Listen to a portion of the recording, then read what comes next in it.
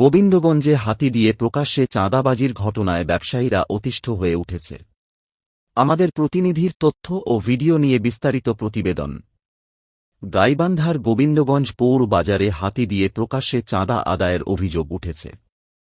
মঙ্গলবার রাত 8:45টার দিকে পৌর শহরের প্রাণকেন্দ্রে অবস্থিত গুয়াহাটি ও এনসিডিপি মার্কেটসহ বিভিন্ন গলি ও ব্যবসা প্রতিষ্ঠানে অসাধু হাতি চালক সুকৌশলে এই চাঁদাবাজি পরিচালনা করেছেন। প্রত্যক্ষদর্শী ও স্থানীয় ব্যবসায়ীরা জানান, হঠাৎ করেই বিশাল আকারের একটি হাতি নিয়ে চালক বাজারের ভিড় ঠেলে দোকানে দোকানে প্রবেশ করতে শুরু করে এবং একের পর এক ব্যবসা প্রতিষ্ঠানের সামনে হাতিটি দাঁড় করিয়ে দেন। এরপর হাতির শুঁড় সোজা দোকানের ভেতরে বাড়িয়ে দিয়ে টাকা দাবি করা হয়। ক্ষুদ্র ও মাঝারি ব্যবসায়ীরা প্রথম দিকে বিষয়টি সাধারণ বিনোদন বা বকশিস হিসেবে ধরে নিলেও মুহূর্তের মধ্যেই তা চরম আতঙ্কের কারণ হয়ে দাঁড়ায়।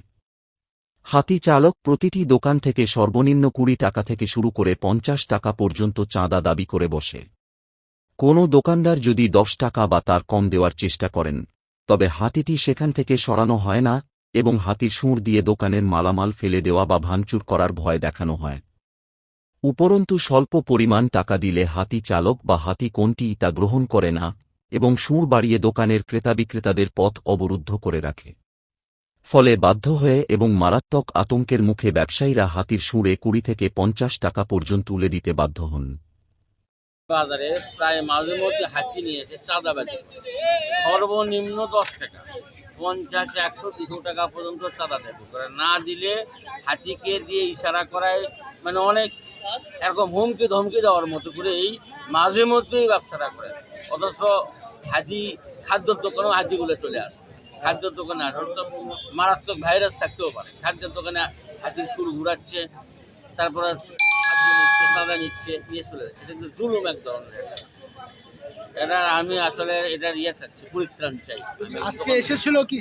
হ্যাঁ, আজকে এটা ছিল। আমি প্রথম 5 টাকা দিলাম, সে নিল না, একদম কেমন আর পরিস্থিতি, 10 টাকা দাবি করে। তারপর আবার দিলাম, তারপর। আচ্ছা, আজকে কয়টার দিকে এসেছিল? 8টা, 8:15টার দিকে এরকম? না, হ্যাঁ 8টা, মানে 7:30টায়, 7:30টায় ঢুকছে, এখন ওই পাশে এখনো আসে? আচ্ছা, এটা কি সপ্তাহে কয়দিন আসে? না না, মাঝে মধ্যে, সপ্তাহে না, মাসের মধ্যে 2-3 বার আসি, মাসের মধ্যে 2-3 বার আসি।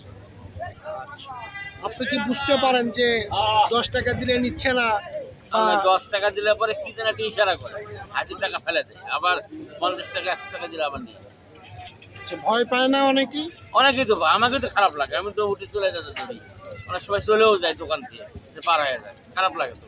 কারণ হাতির মধ্যে তো প্রাণী, বিভিন্ন ভাইরাস থাকতে পারে, এটা বন্য প্রাণী, বন্য প্রাণী থাকতে পারে। ধন্যবাদ।